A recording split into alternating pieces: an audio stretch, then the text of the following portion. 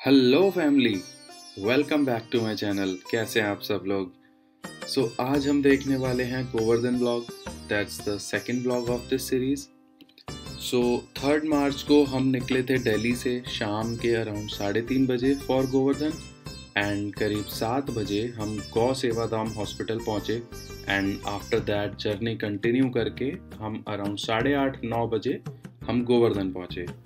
हमने गोवर्धन में एक धर्मशाला में स्टे करा। धर्मशाला के बारे में आने वाली वीडियो में बताऊंगा मैं।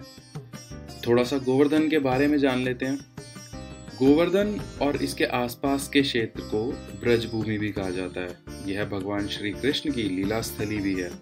यहीं पर भगवान श्री कृष्ण ने द्वापर युग में ब्रजवासियों को इंद्र के प्रकोप से बचाने के लिए गोवर्धन पर्वत अपनी कनिष्ठ उंगली पर उठाया था।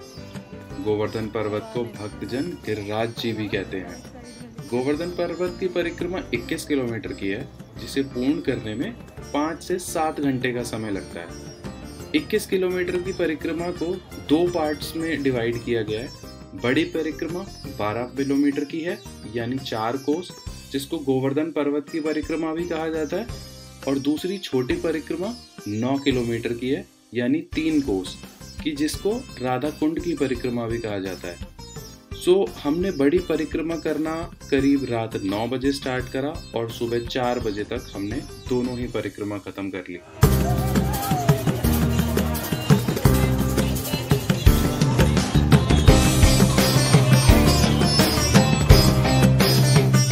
तो परिक्रमा मार्ग पर एक मंदिर आता है जिसका नाम है पूंछड़ी का लोटा। श्री कृष्ण के श्री लोठा जी नाम के एक मित्र थे। श्री कृष्ण ने द्वारका जाते समय लोठा जी को अपने साथ चलने का अनुरोध किया। इस पर लोठा जी बोले, हे प्रियमित्र, मुझे ब्रज त्यागने की कोई इच्छा नहीं है, परंतु तुम्हारे ब्रज त्यागने का मुझे अत्यंत दुख है। अतः तुम्हारे पुनः ब्रज आगमन होने तक मैं अन्न जल छोड़कर प्राणों का त्याग यहीं कर दूंगा। जब तू यहाँ लौट आएगा तब मेरा नाम लोठा सार्थक होगा। श्री कृष्ण ने कहा, सखा ठीक है, मैं तुम्हें वरदान देता हूँ कि बिना अन्न जल के तुम स्वस्थ और जीवित रहोगे। तभी से श्री लोठा जी पूंछड़ी में बिना खाए पिए तपस्या कर रहे हैं, ऐसा माना जाता है।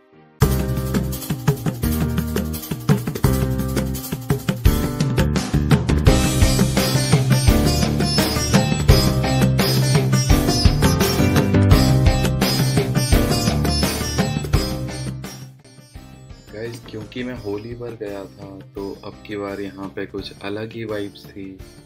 ऑल्दो मैं यहाँ पे जाता रहता हूँ, बट ऐसा माहौल मैंने पहले कभी नहीं देखा यहाँ पे।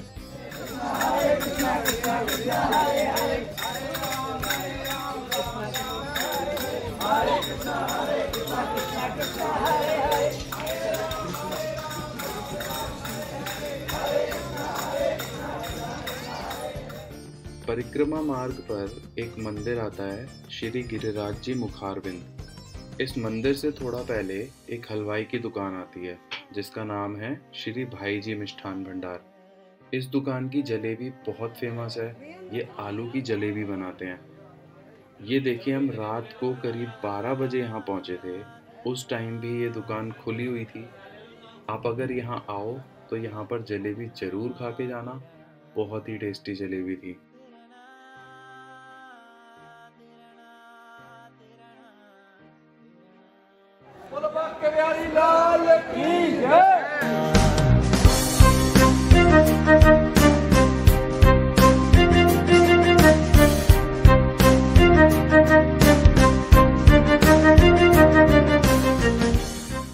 तो ये है गिरिराज जी मुखारविंद, जहाँ माना जाता है भगवान श्री कृष्ण ने अपनी कनिष्ठा उंगली पर गिरिराज जी पर्वत को धारण किया था।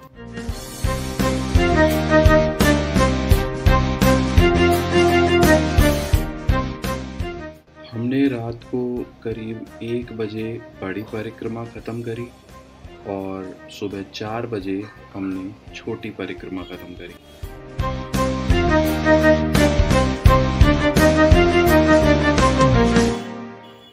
ये वो पॉइंट है जहाँ से छोटी परिक्रमा स्टार्ट होती है एंड हमें छोटी परिक्रमा खत्म करने में करीबन 3 घंटे लगे।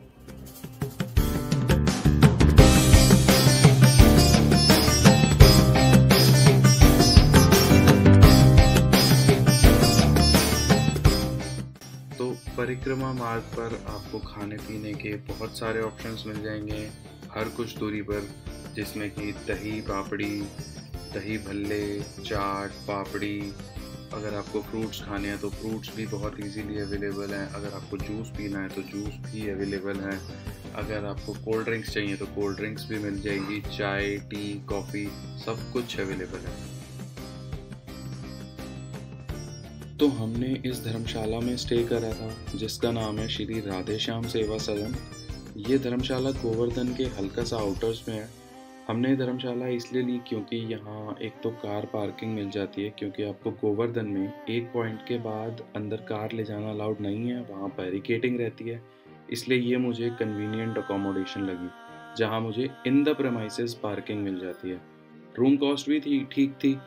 हमने एक नाइट के 1600 रुपये पे करे, जिसमें एक रूम था हैविंग 2 डबल बेड्स। सो आप इजीली एक रात के लिए 5-6 जने स्टे कर सकते हैं। प्लस इस धर्मशाला पर आपको गोवर्धन से वापस बाहर निकलने में ट्रैफिक बिल्कुल नहीं मिलेगा। तो अगली सुबह करीबन 8 बजे हम निकल दिए दान घाटी मंदिर दर्शन के लिए और मानसी गंगा मंदिर दर्शन के लिए।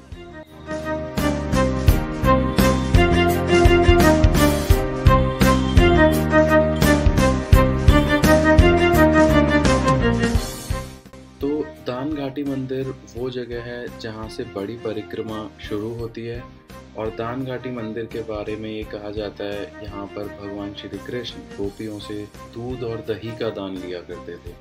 तो दान घाटी मंदिर दर्शन के बाद हम लोग निकल गए मानसी गंगा मंदिर दर्शन के लिए। मानसी गंगा मंदिर दर्शन के लिए अगर आप इन पतली पतली गलियों से होके गुजरते हो तो आपको एक अलग ही वाइब आएगी जो कि बहुत ही अमेजिंग होगी। तो आप जब भी यहाँ जाओ तो एक बार ज़रूर कोशिश करना कि इन गलियों में ज़रूर होके आओ। तो मानसी गंगा मंदिर में हमने पहली बार इस होली का गुलाल पहले भगवान श्री कृष्ण के लगाया और फिर हमने एक दूसरे के लगाया।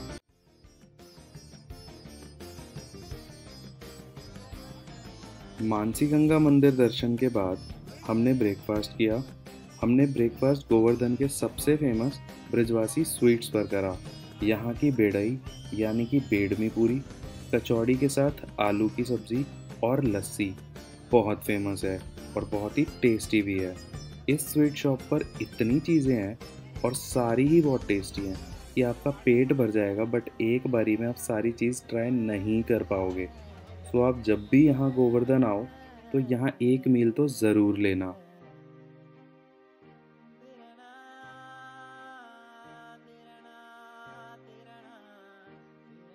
तो इसी के साथ हमारा गोवर्धन ब्लॉग ख़त्म होता है।